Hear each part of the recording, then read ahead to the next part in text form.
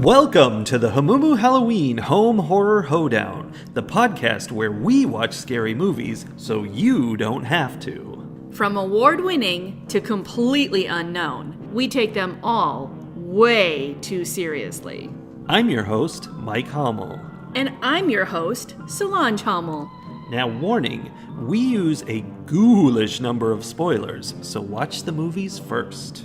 Second warning, we don't know anything about anything, so don't take us seriously as we take these movies seriously. Today's film is deep. Deep as the ocean is blue. Except that they were neither anywhere near the ocean, nor was any of the water in this movie blue. Was there water in this movie? Yeah, it was red. Red water? Yes, they went into Are you thinking of blood? I mean, I think it was supposed to be both. Like, they found this water underneath the mountain in the desert. I know what you're talking about. Anyway, forget that. That's not important. Because we have something very important to talk about, the deepness. Please do explain, because I did not understand this film at all. I know that the Outwaters from 2022 was very deep and very intellectual because it has a Metacritic rating of 72. It has a Rotten Tomatoes critic rating of 74. It has a Rotten Tomato audience score of 40 and an IMDb audience score of 40. Here's the thing. We're right back in the place where the people who think they know stuff and want everyone else to think they know stuff watch things that don't make any sense and pretend they got something out of it. Because otherwise they're not smart. And the rest of us are watching this movie going, none of these people are wearing any clothes. That's actually true. I mean, for parts. Yeah, some of them. I'm sure that there was something intended, but it was seriously lacking in getting it across. Well, that's the thing is I think there was definitely something intended. Like all of it, I think, spoke to a specific idea that the creator had in mind. And he was like, this is what we're doing. And how do we get that across to the audience as vaguely as possible? And all that is dandy and fine, except that he decided to film it all through a pinhole. The screen was completely black except for a circle about maybe an eighth of the screen across. Well, because at least half the movie was filmed by by a mag light, but not like the big mag light. No, the like little tiny mag light that you can keep in your purse. Yeah. And then that was for significant chunks of the movie. That was the only lighting around. But you say significant chunks and people are thinking like, oh, wow, like, minutes on end. No, an hour. Yes. Like an hour of the movie, except for little bits in between, moments where it cut away from that. It was this tiny flashlight, black screen, and a circle. And you can't see what's in that circle. So you're just going by sound. You couldn't tell because everything else was actually pitch black. You couldn't tell how far away the circle was. Yeah. Because they're in the desert. So sometimes it's like on a bush that's, 2 feet away from him. And sometimes it's shining on a mountain that's 6 miles away. Mm-hmm. You don't know. And then sometimes it's shining on the abstract monster face of some being that's out there in the wilderness somewhere between that mountain and that bush. And you don't know where. Some sort of cosmic horror, you could say. Yes. I mean, there was one point in this movie where there was a monster and it was... Okay, here's the thing. This movie, The Outwaters, feels like someone went out to the desert with some friends, had a bad trip, and then came home and was like, you know what? I'm going to make a movie about that. That would make a great movie. And then they tried to translate it into a movie, and maybe it is saying exactly what they wanted to say, exactly what they got out of their bad desert drug trip. But I didn't go on their bad desert drug trip with them. So it's like listening to someone describe their dream to me. Very much like that. I'm sure it was very meaningful and felt something to you, but it looks like gobbledygook to me. But that's the thing is if it had been that, if it had been just showing the weird images and ideas of his bad drug trip, that would have been something. Because we have the bad drug trip, but you can't see it. So it's like, you don't even get the bad drug trip. You just have black. And you're like, I guess there was a monster there. Right. I'm going to assume.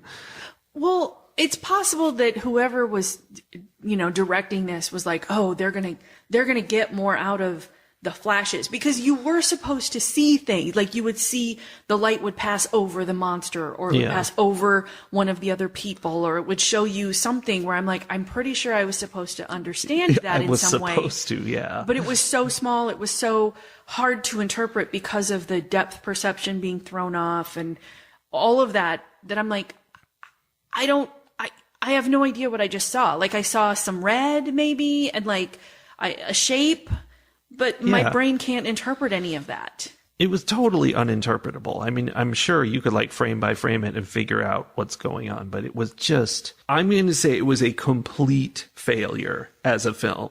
Like, whether he was trying to tell an interesting story or not, it just wasn't given to us. It's the same thing as if it was like you made a good movie and then in the edit, you just turned the picture all the way down to 0.1%, and it was just almost black the whole time. And like, that's now a worthless movie. I can't watch that. Well, in compounding that was that not only was the lighting all off and the perception all off, but also they were clearly trying to do things with sound. Oh, there was tons of sound. There were times where you couldn't see anything, so you could only hear, and it was just a bunch of people yelling and screaming and saying things where you couldn't tell who was saying what or even what they were saying. Yeah. There were times where you would have a perfectly clear picture, but then the sound would just be like the sound of a helicopter and water bubbling.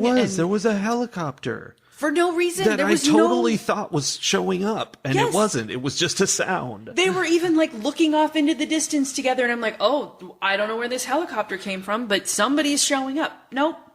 It was just a random helicopter sound, which again, I'm like, bad drug trip.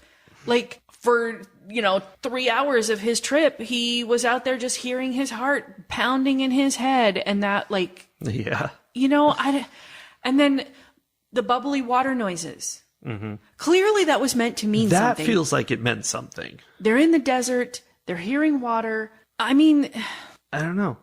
And that's where I think, like, he may have had something very clever he wanted to give us, but by wrapping it up in all of this impossibility, covering it with Vaseline and gauze, there's nothing there for us. And then the insane icing on this already insane cake is that then there's some kind of time loop happening, because he sees them all arrive again after all of his friends have been murdered, and he's been out in the desert running away from the snake tentacle things. Mm-hmm.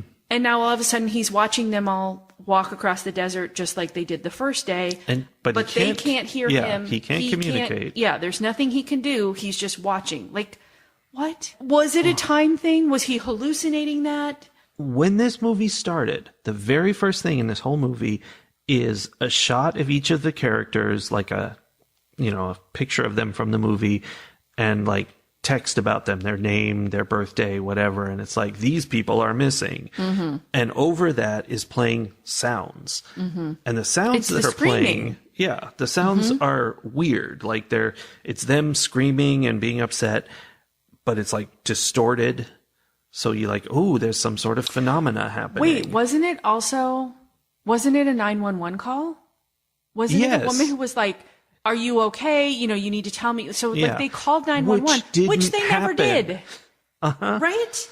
Unless it did, and this guy was tripping out the whole movie, and that's what was really happening. When all these voices are going, there's one voice, which I think is our main character guy, who says, this already happened. It's okay. It already happened.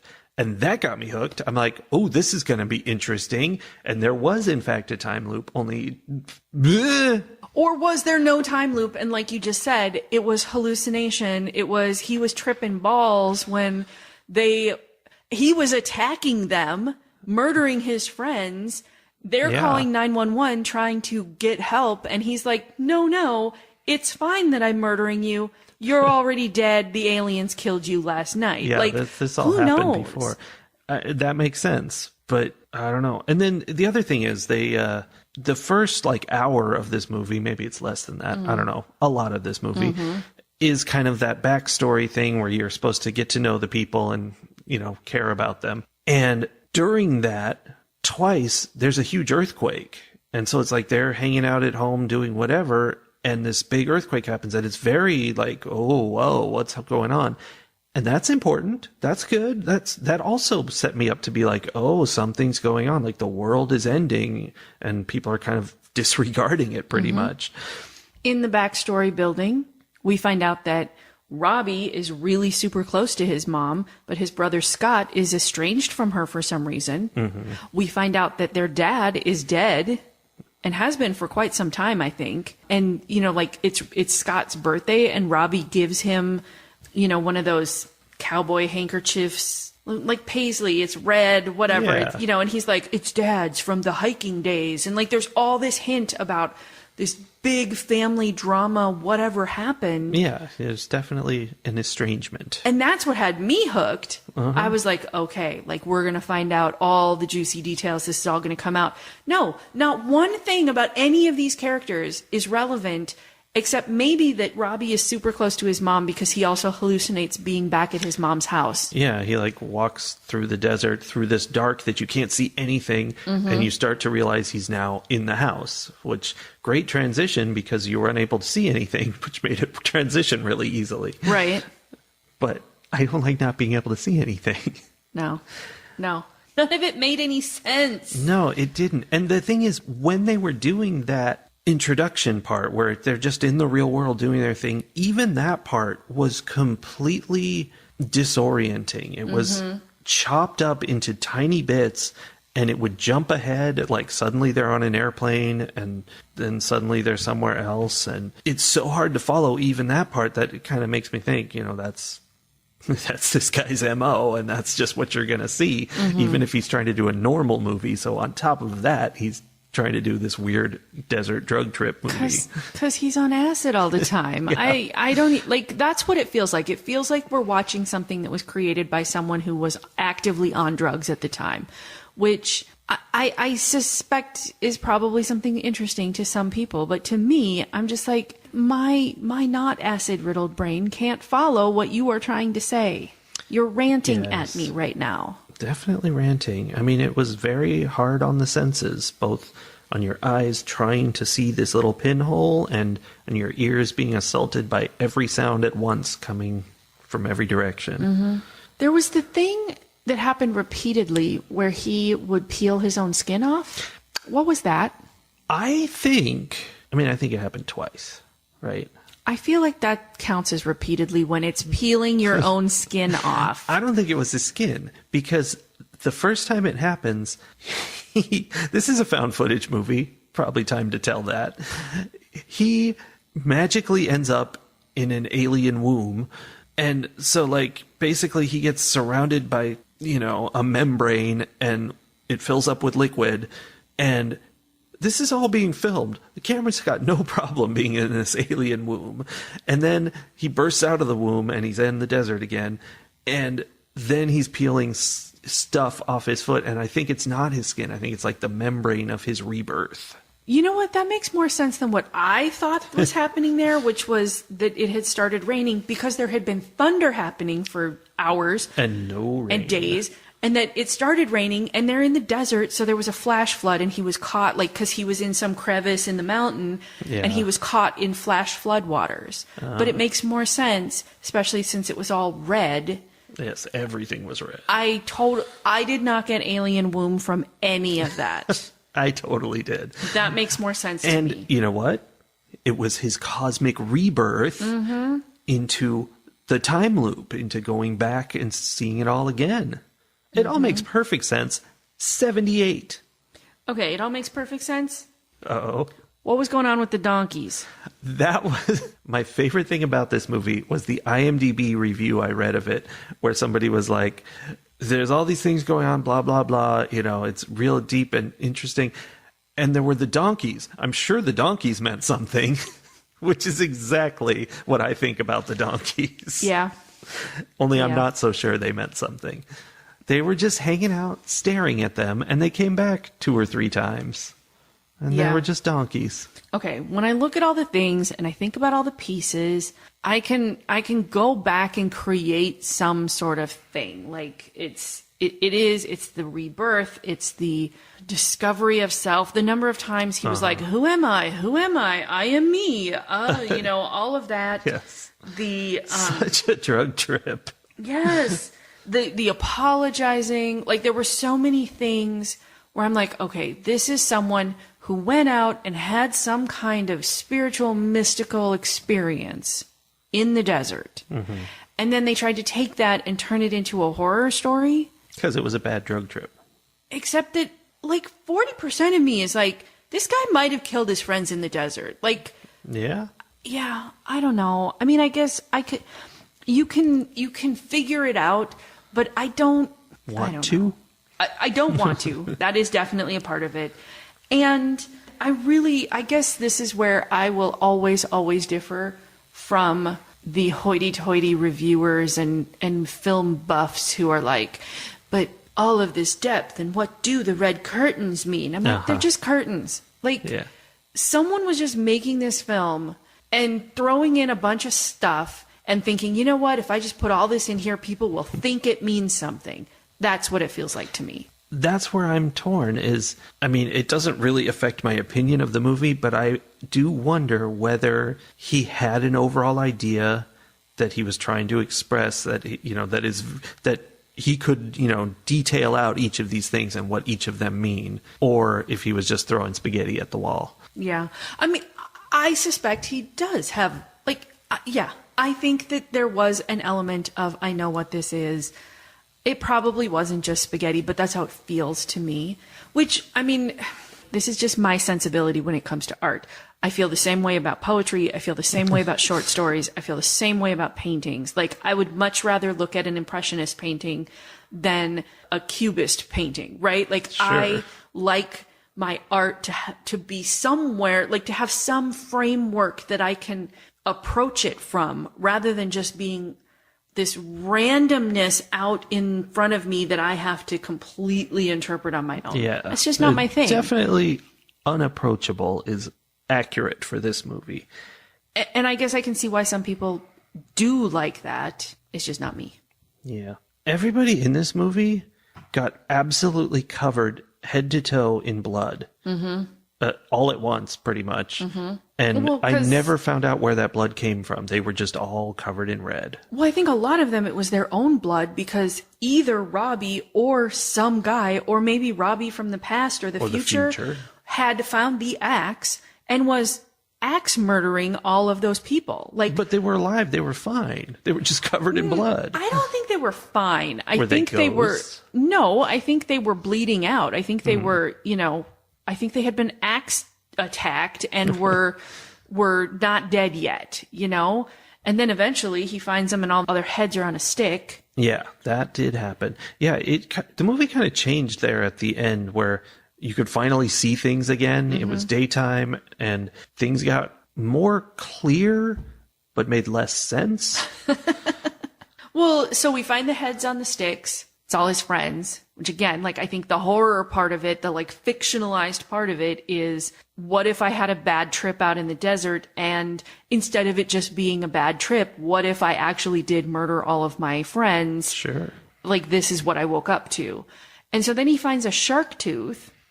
Yeah, there's a shark in the tooth desert on the desert floor. And he uses it to both castrate and eviscerate himself. Yeah. And then the dramatic twist ending of the film is that while eviscerated and holding onto his intestines, he stumbles across the desert and raises his hands to the sky. And that's how it ends. Yeah.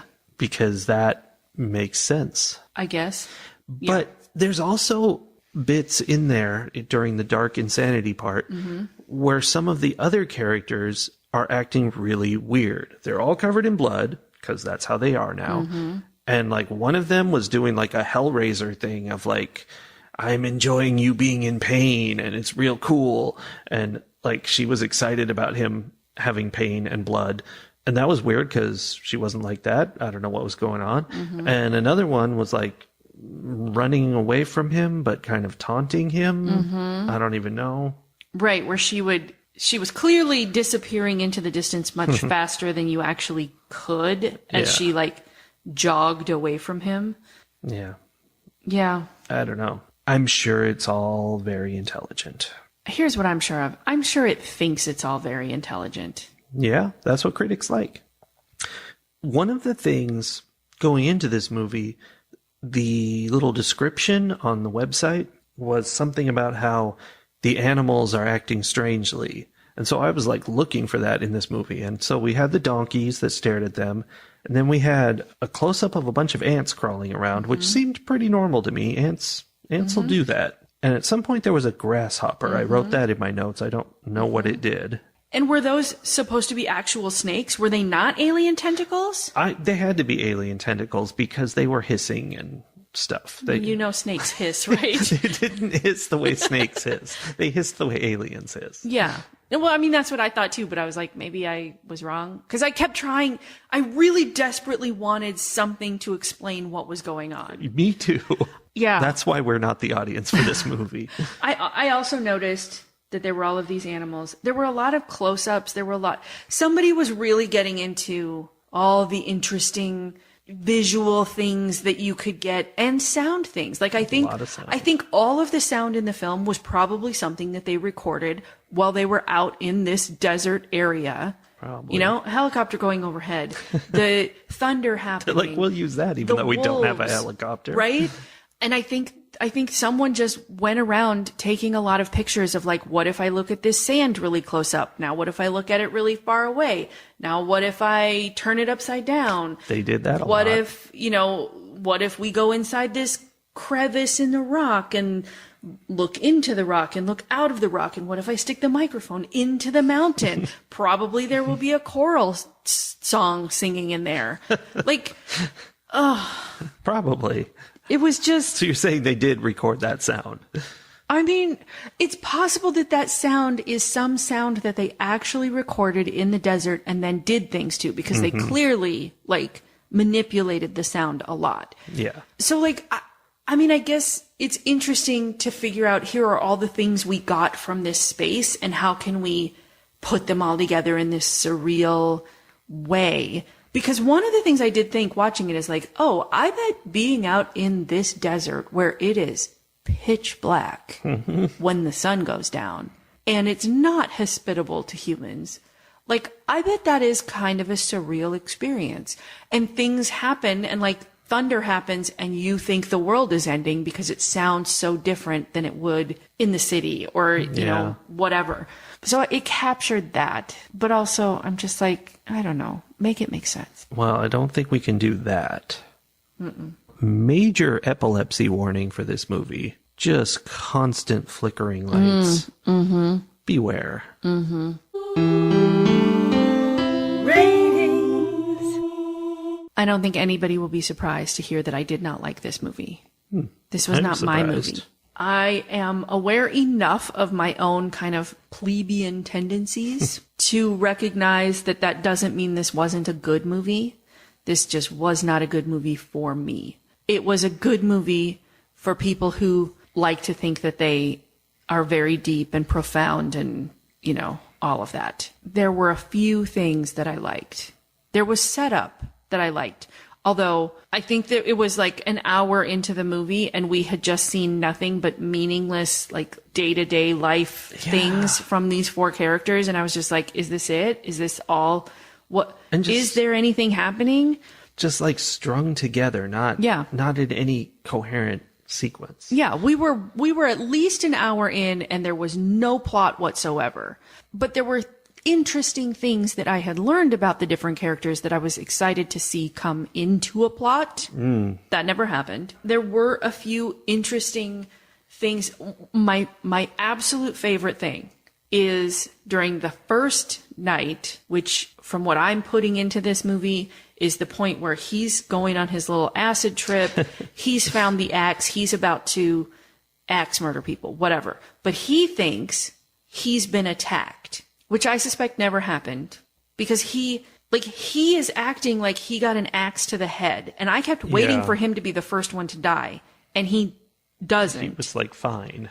So I don't think anything happened to him, but he thinks he got an axe to the head. He goes back into the tent that he's sharing with his brother. He's trying to wake his brother up, and he's saying, my head is raining. Yeah. Which was so poetic.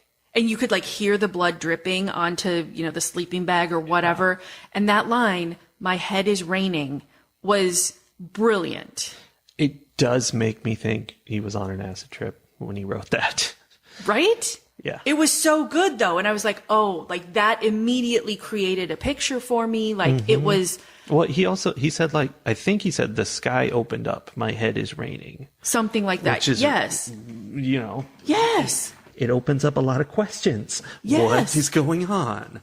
Beyond that, like there was this one little gem in the midst of a bunch of other things where I could appreciate just as an art piece, if I wasn't trying to watch a movie, if I wasn't trying to get a story, and I just watched and I was like, there's all this weird footage of the desert and like how he's experiencing the desert through sight and through sound and all of this stuff. That was interesting. I think it was very artistic. But when I watch a movie, I'm expecting some kind of plot to happen. I'm expecting to follow the story in some way, and I couldn't do that at all. So I am going to give Outwaters 1 orca song out of 5. Mm-hmm. I didn't get it. I didn't enjoy it. I'm kind of regretful that I spent the time on it. That being said, anyone who was listening to this and thinking, ugh, she's just so dumb. Why doesn't she doesn't understand art and the artistic personality and blah, blah, blah. Definitely watch this movie. You'll probably love it. Oh, I see. You're trying to take people who talk bad about you and make them suffer. Either that or they'll love it. Maybe. One way or the other. I either get my revenge or they get something good. One way or the other. Well, either way, they're out of your hair for 2 hours. Exactly. What about you? The thing is that until they got to the desert, I was bored, but I was hooked. I was like, everything that's happening here means something, and it's all going to come together. This is all important. It all started with that "this already happened" message, and I was like, oh, okay. And then, there were things about everybody's backstory, and the way it was filmed and stuff, it was like putting weight on different things, like, ooh, what's going on there? But none of it meant anything at all. It was just random nonsense. And that is what a lot of artisticness seems like to me. Like, I know that's just me not getting it, but is it?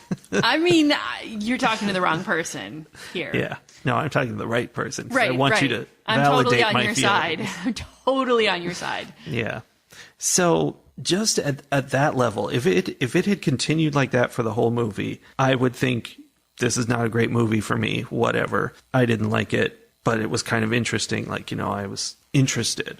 But then halfway through the movie, the lights go out and we're left with this pinhole, and it goes on for hours of just not being able to see anything and sweeping by things in such a way that I can tell I'm supposed to be able to figure out what I'm seeing, but not really see it, just have an idea of what I'm seeing.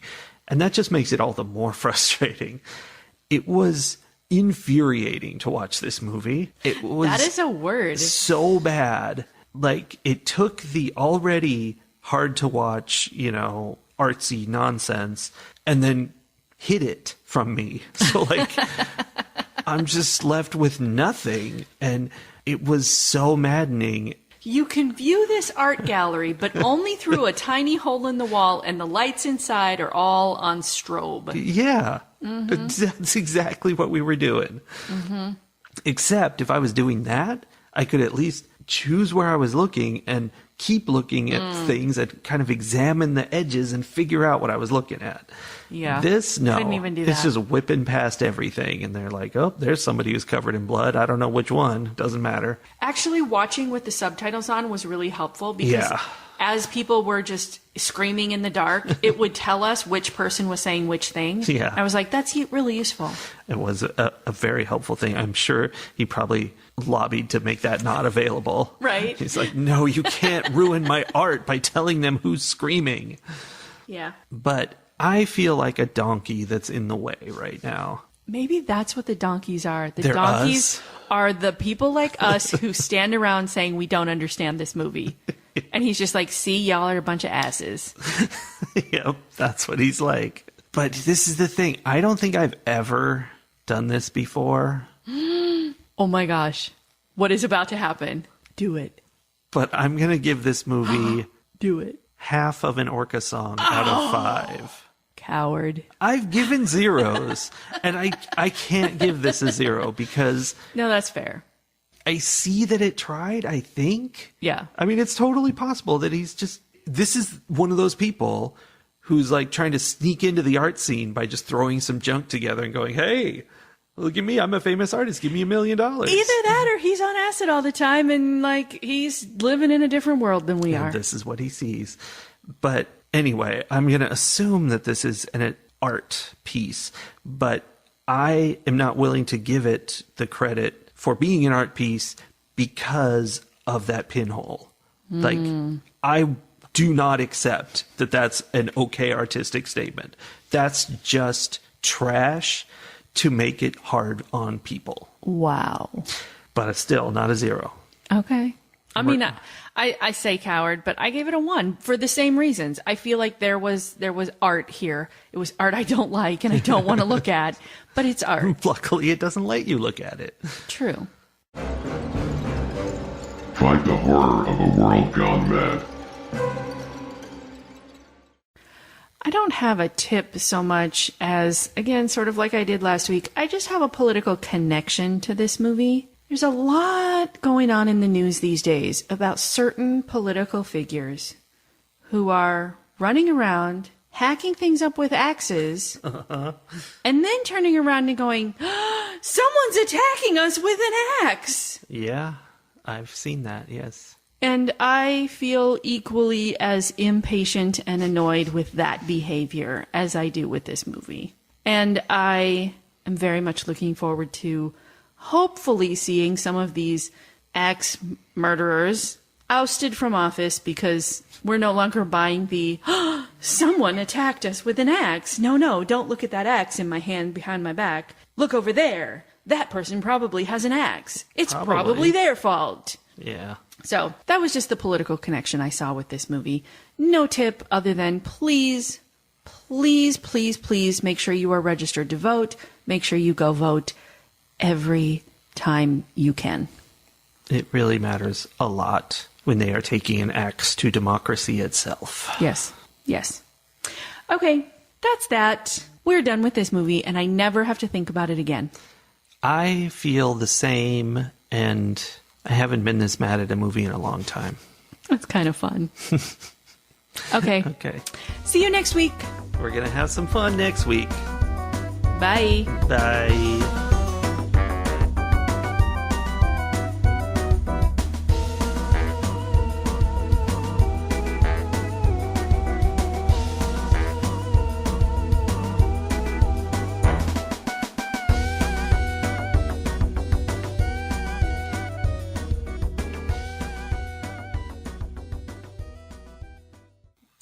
Well, okay. If Google is telling me I can get there in 9 hours and 8 minutes, it must be a real place. That's a good point. Yeah.